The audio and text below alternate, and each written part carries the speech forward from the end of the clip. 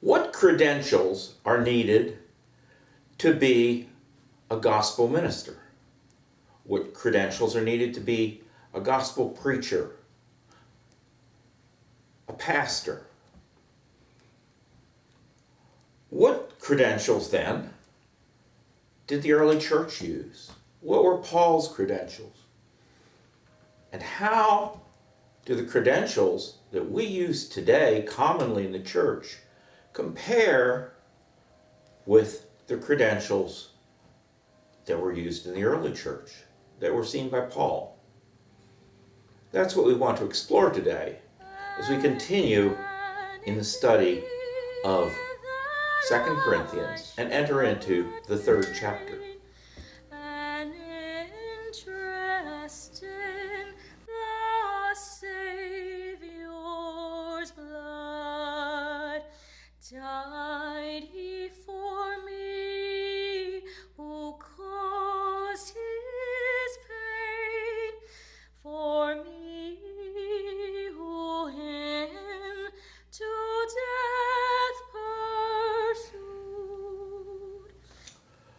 Are we beginning to commend ourselves again, or do we need, like some people, letters of recommendation to you or from you? So, letters of recommendation. What do we see today? Do we see letters of recommendation? I, for a time, thought that we should replace the current system with letters of recommendation. That a Bible school, instead of offering degrees, should offer letters of recommendation. And perhaps at a time this was the common practice. For example, when we see the story frequently told of Martin Luther going to Rome, and mostly people, when they tell that story in history books, they talk about how shocked he was by what he saw in Rome. And that's an important part of his life. But why did he go to Rome? To have his bishop's letter ratified by a further letter from the Bishop of Rome. A letter of what? Saying that he was a doctor of the church. That is, one who could look at the Bible and then expound doctrine. And there were very few of these, maybe one per generation. Interestingly, I have been similarly credentialed by the Bishop of Bor, who later the Archbishop of South Sudan, to propound doctrine. So I could perhaps be called a doctor. Okay. But the issue here is, how does this compare to the early church? And how does this compare to what Paul was teaching? You see, what we have gotten to today is that we expect a degree. Now, what does a degree measure? I ran into this very interestingly as I've traveled around the world. How should we do it?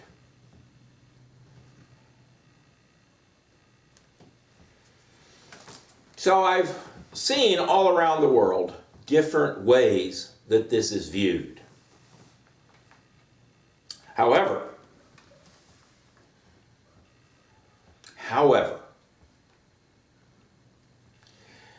what did Paul say? He said, first he apologized. Are we beginning to commend ourselves again? What commendation is needed is what he's saying. Interesting point. But then Paul goes ahead and says, or do we need, like some people, letters of recommendation to you? Or do we need letters of recommendation from you? Now that last is rather sly. He's saying, are you saying that you are such grand spiritual authorities that I, Paul, shouldn't go to other churches to preach, other cities to preach, without a letter saying, The church in Corinth approves of this man. Who do you think you are? He's kind of saying. You are not the church in Jerusalem, guys. Okay. But looking at the rest of it, do I need letters of recommendation to you? And he's going to go into, in the next verses, what are his qualifications? How can you know his qualifications? But he first says, do I need letters of recommendation? And I think it's a rhetorical question. No. Judge who he is. Judge who I am.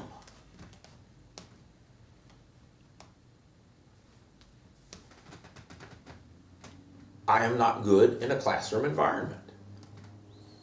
One of the reasons for that, one of the reasons why I did not end up completing seminary, although I did attend there very briefly,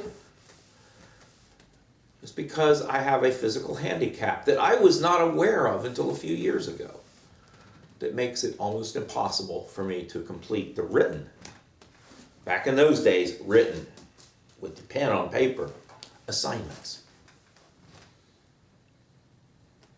Is that a spiritual qualification? And one of the problems that I deal with in some of the other lessons in the James series concurrently, in the middle of chapter 2, is that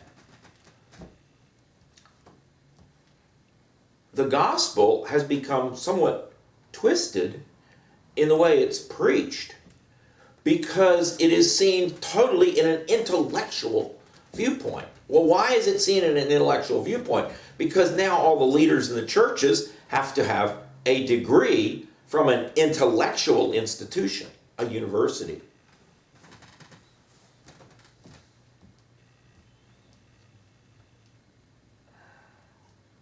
Quite a different thing from the early church, led by fishermen and leather workers. That's what Paul was. A tent maker was a leather worker, actually.